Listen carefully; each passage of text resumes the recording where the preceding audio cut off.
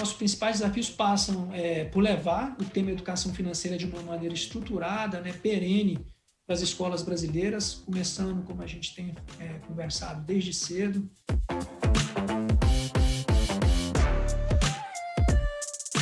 A cultura do brasileiro parece que, na sua maioria, é muito de não cuidar mesmo das finanças, de não saber poupar, de não guardar. As famílias, no momento em que elas se endividam, e aí elas de fato não conseguem honrar com essas dívidas dentro do prazo, que também é interessante sempre pontuar que ter dívida não significa que você não vai cumprir com o pagamento dessa dívida.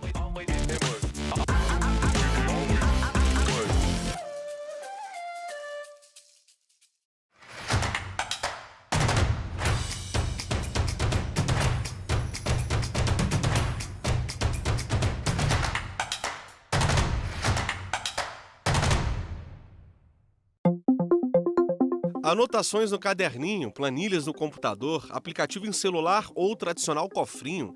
Todas essas são estratégias utilizadas para controlar gastos e economizar dinheiro para realizar um sonho, pagar uma dívida ou apenas poupar. Eu tenho aqui 3 cofres. E esses 3 cofres, eles estão cheios de moedas, tudo moeda de R$1. E é 1, e é 2, e é 3, e... já! Olha só o tanto de moeda! Quando a gente diz de educação financeira, ou mesmo de finanças pessoais, está relacionado à forma como você ganha o dinheiro e como você gasta, né? E o que você faz nesse meio aí de tudo. Ou seja, qual que é a sua relação com o dinheiro? Então, assim, o que é educação financeira? De certa forma, de maneira bem sintética, eu responderia o seguinte: é a tentativa, pode ser vã, mas vale a pena, a tentativa de domar as emoções, principalmente as irracionais. É você aprender a tomar decisões financeiras de maneira racional, evitando os erros recorrentes que se repetem. A educação financeira faz toda a diferença na vida de uma pessoa. Está fazendo na minha, aos pouquinhos, e eu pretendo colher frutos maiores após que eu estudar mais de educação financeira, para que eu tenha mais educação e mais responsabilidade com o dinheiro. De fato, assim, entregar educação financeira é ajudar o cidadão a exercer a cidadania. Então, eu acho que é um dos pilares importantíssimos na formação de um cidadão dentro de uma nação.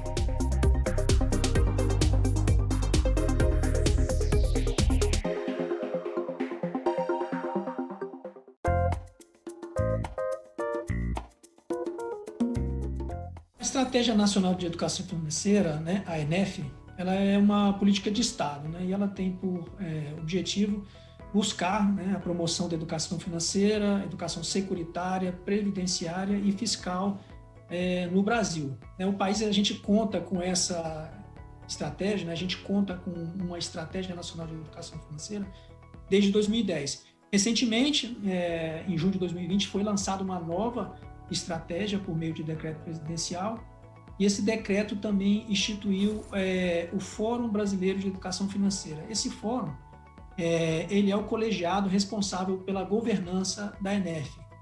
Ele é um colegiado que ele tem um caráter articulador, e ele é composto por 8 instituições públicas, entre elas o Banco Central.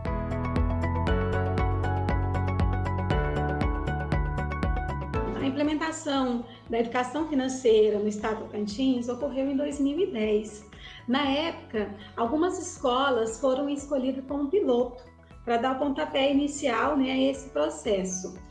E uma das escolas escolhidas em Araguaína foi o Colégio Estadual Pré-Universitário. Na época eu era coordenadora pedagógica e tive a oportunidade de participar, né, desse início. Poucos professores, na época, participaram da formação e iniciaram essa proposta em suas aulas do ensino médio.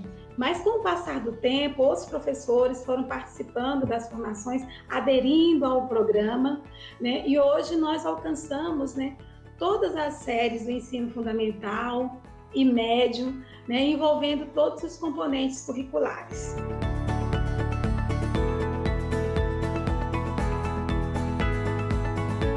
gente sabe que a Base Nacional Comum Curricular recentemente incorporou educação financeira como tema transversal no currículo escolar. Isso é um movimento, né, uma conquista bastante importante. Com isso, o que a BNCC preconiza, né, que a educação financeira, assim como outros temas que a BNCC trouxe, deve ser ensinado em conjunto com outras matérias, como matemática, português, ciências humanas. Então, em matemática, o professor pode trabalhar o orçamento doméstico, com planilhas de receitas, gastos, contas a pagar, né? Fazendo esse controle, esse acompanhamento através de planilhas com os alunos, né? Levando os alunos a entender, a compreender a forma de transformar, né, juros, porcentagens, eles fazerem esse paralelo. A química financeira, os professores também introduzem dentro da sala de aula esse conhecimento. Na sociologia, né, o impacto social, o impacto econômico, né, da vida das famílias, sem esse controle financeiro, sem esse equilíbrio, né, de uma vida financeira planejada. Se o governo colocou educação financeira na escola e você aprendeu, então você vai botar na ponta do lápis e vai ver se vale a pena aquele endividamento ou não. Às vezes vale, às vezes você tem capacidade financeira para isso, às vezes não vale. Então tem que ponderar. Né? Então, assim, eu acho que é muito importante o governo ter tomado essa iniciativa. Claro que já tem bastante tempo, né? Se a gente for olhar para trás, já tem anos que ele tomou essa iniciativa. Então, eu acho muito importante o governo ter tomado a iniciativa, mas mais importante ainda ele implementar, tornar efetiva a iniciativa. O problema do brasileiro, de modo geral, é que várias gerações não tiveram educação financeira, né? Nós não aprendemos isso na escola. Então, algumas pessoas tiveram os pais que explicaram a importância de ter uma reserva, mas a grande maioria não teve isso. Nós temos um passivo aí para trás, né? De gerações e gerações que frequentaram a escola e não tiveram educação financeira. E aí conseguem, com mais facilidade, né? Às vezes cair em golpes ou assinar contratos extremamente desvantajosos, ou não se preparar mesmo para a vida, né? Como ela exige que a gente se prepare com reserva de emergência, com uma preparação para aposentadoria, né? Com um orçamento naquela planilhazinha no caderninho mensal que algumas pessoas fazem, mas a gente sabe que não é todo mundo. E aí isso vai aparecer lá quando ela tiver os seus 20, 25 anos, que tiver já iniciado no mercado de trabalho e tiver que tomar suas primeiras decisões com o dinheiro que ela ganhou. Né? E aí vai ser esse mesmo pessoal que hoje compõe essa massa de inadimplentes, principalmente no Brasil. A partir das aulas, né, do conhecimento que eles foram adquirindo, eles passaram a dar importância no sentido de controlar mais seus gastos, de poupar o dinheiro, mesmo que seja pouco, mesmo que fosse uma mesada ou aquilo que ele tinha, ele começou a ter essa noção de economizar. Por isso que é importante o papel da educação financeira na escola, no período escolar, porque leva o aluno essa noção, e não só o aluno, como também para a sua família, né? Essa noção de que o dinheiro não pode sair por aí gastando sem um planejamento prévio.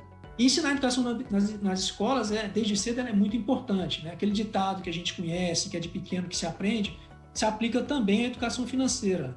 Todas as melhores práticas internacionais apontam para a necessidade da introdução da educação financeira na escola desde os anos iniciais. Às vezes estão numa família de baixa renda, mas tem uma conscientização em relação ao uso do dinheiro, em relação ao orçamento, o que é despesa, o que é receita, até onde pode se gastar, por que eu posso gastar mais em momentos em que eu tenho mais espaço no meu orçamento, por que eu devo gastar menos em momentos em que eu tenho despesas que são típicas daquele momento do ano, enfim. Mas é importante que conversar sobre dinheiro não seja um tabu para as famílias brasileiras, né? A gente sempre, no âmbito da educação financeira, a gente sugere, né, estimula que as famílias conversem com os seus filhos desde cedo, desde pequeno, mesmo às vezes antes de entrar na educação formal, né, em uma escola. Converse sobre dinheiro, sobre a importância de procurar o melhor preço, né? Sobre a importância de não gastar com aquilo que você talvez não esteja precisando naquele momento, né? De poupar, né, para o futuro, né? Muitas vezes cabe, né, para os pais ensinar a criança, se ela quer comprar um bicicleta nova, por exemplo, né? Vamos fazer uma poupança, planejar, em vez de comprar a bicicleta lá e fazer um financiamento, né? E pagar em parcelas. Eu tinha um raciocínio totalmente nulo. O dinheiro só servia para gastar sem saber, como se ele fosse limitado. E hoje eu começo a pensar que, não, eu tenho obrigações, responsabilidades, tenho prazos, algo que eu realmente não lidava também. Eu pagava todos os meus boletos com atraso. Aqueles descontos de pontualidade eu perdia todos. Eu simplesmente pagava quando já estava me cobrando muito. Sabe, tem noção? Uma coisa horrível. E eu não me orgulho disso, mas assim, algo que eu lembro, olho para trás e falo, cara, eu precisei aprender. E hoje eu estou bem melhor em relação a isso e eu pretendo estudar educação financeira, porque eu pretendo deixar um legado melhor para os meus filhos não sofrerem do que eu sofri.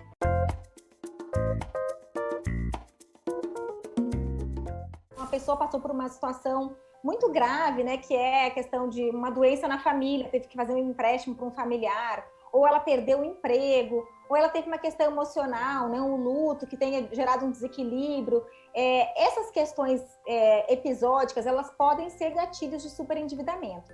Mas durante esses anos todos que a gente atendeu essas pessoas, nós chegamos à conclusão de que esses casos pontuais, como eu falei, o divórcio, a doença, o luto, né, um desemprego, a perda de salário, não é a maioria dos casos. E aí um segundo ponto, que é a situação do Brasil previdenciária, né, que isso tende a se agravar ainda mais quando a gente pensa numa população que está se envelhecendo.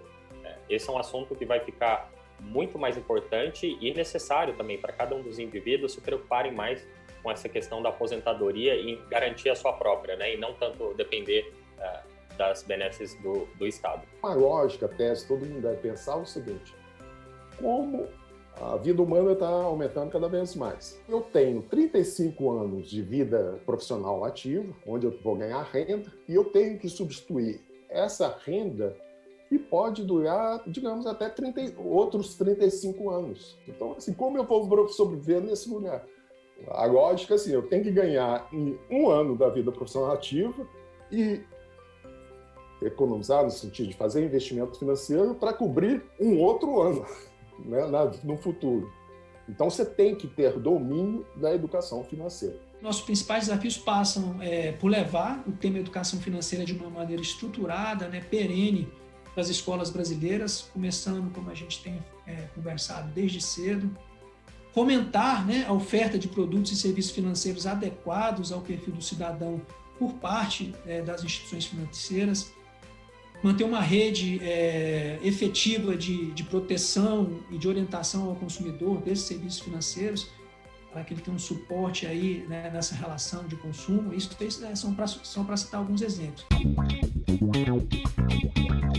Dívidas fazem parte de uma cultura? Será que usar o cartão de crédito é um hábito irracional ou endividamento das famílias é culpa do mercado de trabalho e falta de planejamento? A grande maioria dos casos é essa desorganização que vem ao longo da vida. As pessoas não aprenderam a lidar com dinheiro, não aprendem e continuam, né, sem saber quanto ganham, sem saber quanto gastam, contraindo empréstimos, quer viajar sem saber se tem receita, vai lá e faz um consignado, ou quer adquirir um bem, não se programa para adquirir o bem. Então, no momento em que a gente tem a família endividada de forma inadimplente, ou seja, ela não honrou aquele pagamento, ela pode ter consequências jurídicas, como, por exemplo, a mais prática, que é a inscrição no SPC ou no Serasa, né, o que afeta o score dela. E aí fecha-se as portas para diversas situações, para um financiamento, às vezes até para a faculdade de um filho, para obter até algum emprego pode ficar prejudicado por conta dessa restrição. Então, aquela história de estar negativado é algo bastante prejudicial, né, na vida de qualquer um. Só quem já passou por isso sabe quanto isso tira o sono, quanto isso leva ao adoecimento.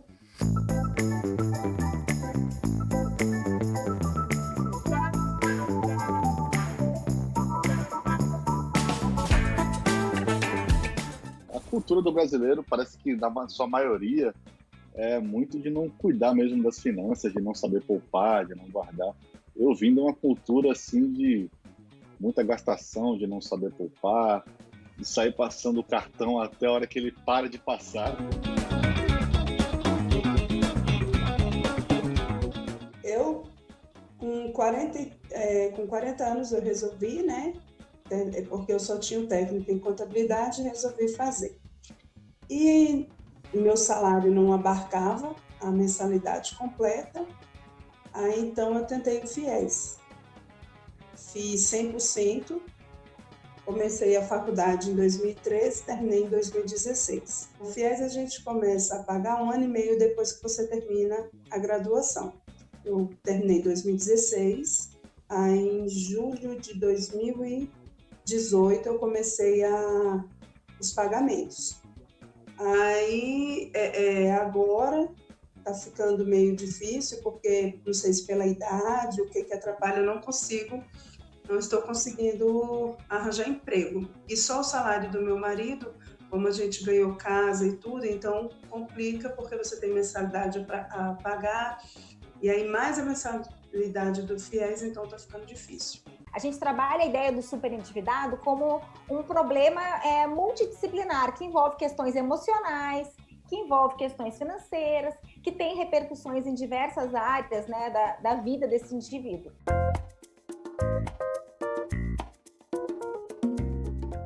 A neuroeconomia envolve neuromarketing e finanças comportamentais. O que é isso?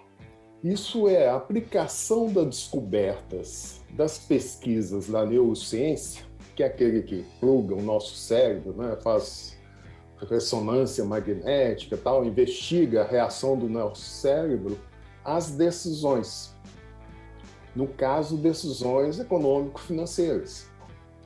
E com isso, uma série de emoções que estão envolvidas nas decisões passaram a ser estudadas, sistematizadas. A gente vê muito, por exemplo, de compras impulsivas, né? Que a pessoa acaba descontando no cartão ou em determinadas compras alguma frustração que passou, ou por achar que merece aquilo. Será que realmente faz sentido? Que isso está te fazendo bem, seja mentalmente ou financeiramente também? Então, a gente vai mais para esse lado psicológico da questão e não tanto de matemática, porque ela por si só não resolve, né? E é mais da pessoa começar a refletir nos hábitos que ela tem e se eles são sustentáveis no longo prazo. Então, na verdade, é uma cascata de emoções aí que cai sobre a família. Primeiro, quando ela percebe que está endividada, né? A gente pode usar esse exemplo. O pai já fica preocupado, o pai e a mãe já ficam preocupados que não vão conseguir, por exemplo, pagar esse endividamento e por sinal vão ter que cortar despesas. Isso já impacta na produtividade deles também, no trabalho, nas relações com os filhos, impacta os filhos nas escolas. Então, assim, é um impacto generalizado e que dificilmente a gente, hoje em dia, consegue linkar as finanças pessoais, né? Quando para pensar, mas se for traçar lá para a raiz, muitos deles estão ligados a isso, essa ausência de controle, principalmente. A contratação do crédito, ela não é necessariamente ruim para a economia, ao contrário. O uso do crédito, ele fomenta o consumo, ele ajuda a capacidade de consumo das famílias, né? Ele potencializa a capacidade de consumo, ele fornece, né, condições para as famílias consumirem, aumenta a demanda dos consumidores e, com isso, ele aquece a economia, ele estimula a atividade econômica, nesse ponto da demanda dos consumidores. Dados do Banco Central mostraram que os brasileiros comprometeram uma parcela maior da renda familiar em 2020 em relação a 2019. Quase 21% da população teve a renda comprometida com empréstimos bancários. O brasileiro, ele tem aquela cultura diferente, que é a cultura do endividamento e não da poupança.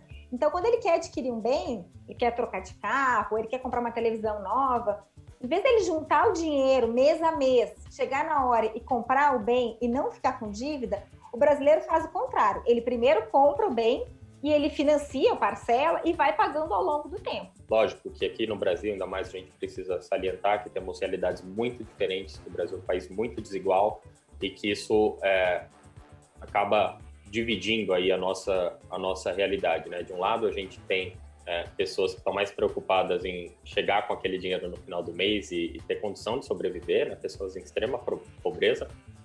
E do outro lado, a gente tem pessoas que já têm um salário maior e que é aí que recai mais essa questão de controle, né? Porque se uma pessoa com 5 mil está devendo, com 10 mil vai dever, com 20 mil também, entendeu? Então, na verdade, é o comportamento que ela tem com o dinheiro. A gente apura os principais tipos de dívida, né? Dentre as principais modalidades, o cartão de crédito é largamente o mais apontado pelas famílias como principal tipo.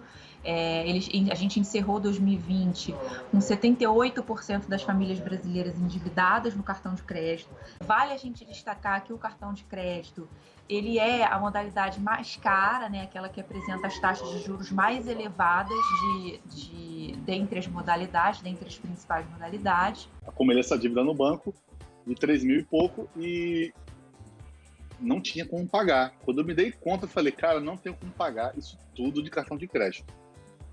E aí isso foi virando uma bola de neve, uma bola de neve, uma bola de neve. Recebia mensagens do banco me cobrando que estava 4, que estava 5, que estava 6, que estava 7, que estava 8. Ao longo dos anos, os juros foram comendo solto. E eu simplesmente falei, cara, não tenho condição de pagar, não vou pagar. Não tenho condição, não tenho onde tirar esse dinheiro.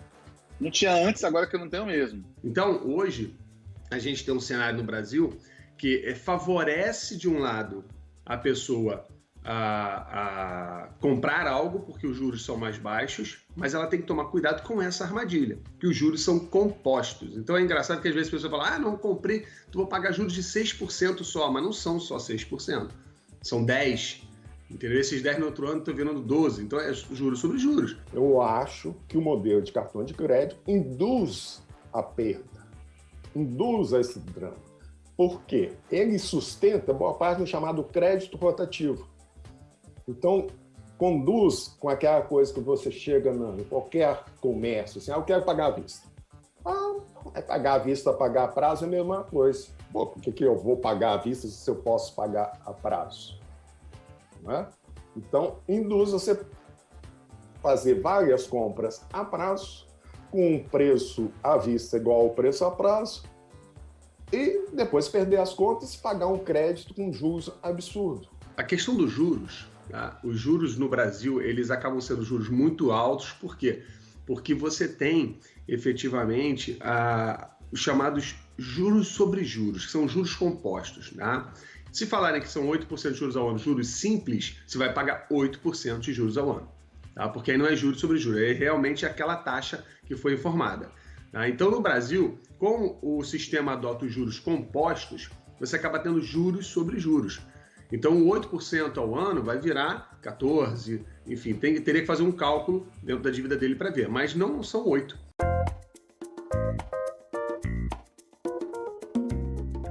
E aí me ofereceram a proposta de quitar a dívida parcelada, um valor mais reduzido, acho que estava em torno de 5, alguma coisa. Eu falei, cara, eu quero pagar agora essa dívida. Hoje eu tenho um valor para pagar exatamente o que eu devia, a dívida que eu fiz no dia que eu não pude pagar. Que, se não me engano, era 3.400 e alguma coisa. A minha dívida original, sem juros algum. Ele falou, cara, você tem certeza? Eu falei, tenho. Eu pago à vista esse valor agora. Ele falou, cara, negociação feita. Sabe essa história de sobrar mês e faltar salário? Sem planejamento é frequente que o consumo mostre sua outra face, o endividamento. E para não ter que encarar esse problema, é essencial construir uma boa relação com o dinheiro. Então, dentro da educação financeira, o que a gente sempre fala é que o cidadão ele tem que usar o crédito de maneira consciente, buscar a modalidade mais adequada para a situação que ele vive, para a situação da família, pesquisar custo desse crédito em várias instituições, né?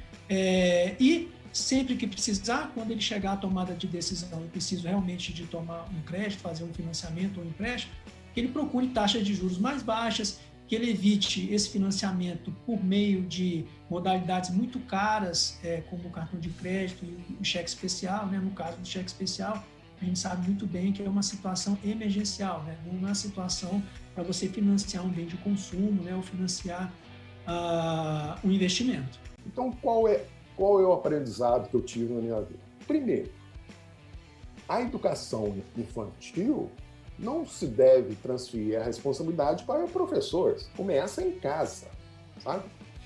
Ter controle dos gastos, não ter gastos fáceis. Aquele pai assim que, não, eu quero dar tudo para o meu filho que eu não tive na minha infância. Isso é um erro. Você não pode dar tudo que não teve na infância. Você tem que ensinar, educar os seus filhos a controlar os seus impulsos. Terminei de fazer os montinhos. Então, agora eu vou contar e vou falar para vocês o tanto que deu. O valor que tinha no meu cofre, nos meus 3 cofrinhos que eu quebrei, que eu passei 4 meses juntando, R$ 2.990. Se você não tem um cofrinho em casa, começa a juntar dinheiro no cofrinho que vale a pena. A educação financeira, essa consciência financeira é uma conquista, né? É uma autonomia, ela é independência, é liberdade para a vida de qualquer pessoa.